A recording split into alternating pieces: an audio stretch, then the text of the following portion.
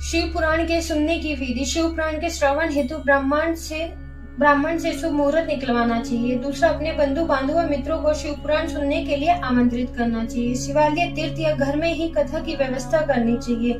कथा स्थल की भूमि को चित्रों से सज्जित करना चाहिए। केला, चंदोवा आदि से एक सुंदर मंडप को बनाना चाहिए और उसके चारों और ध्वजा पताकाएं लगानी चाहिए। वक्ता के लिए उपयुक्त स्थान और सुखद आसन का प्रबंध करना चाहिए। वक्ता को पूर्वाभिमुख और श्रोताओं को उत्तराभिमुख होकर बैठना चाहिए। कथावाचक के प्रति उसकी आयु, सामाजिक स्थिति और शारीरिक अवस्था के भेदभाव को छोड़कर आदर भाव रखें तथा उसे श्रद्धा पूर्वक प्रणाम करें।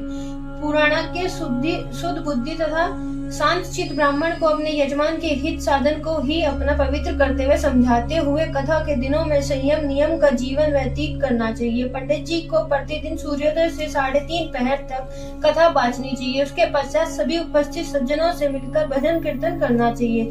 शिव पुराण के वक्ता की सहायता के लिए एक पुराणज्ञ पंडित भी होना चाहिए। कथा में आने वाले विघ्नों के निवारणार्थ विधि पूर्वक गणेश पूजन करना चाहिए। कथावाचक पंडित को अपने यजमान के शिव पुराण में साक्षात महेश्वर की भावना कराते हुए उससे इस पवित्र ग्रंथ का पूजन करना चाहिए और उससे यह प्रार्थना करनी चाहिए कि भगवान शंकर उस पर प्रसन्न होकर उसको इस ग्रंथ के मर्म को समझाने और निर्विघ्न श्रवण करने की क्षमता प्रदान करे। यजमान को कथा अवधि में ब्रह्मचार्य तथा शुद्ध आचरण का कठोरता से पालन करना चाहिए। यजमान को ऐसे 5 पंडित अलग से नियत करने चाहिए जो पंचाक्षर शिव मंत्र का निरंतर जाप करते रहे।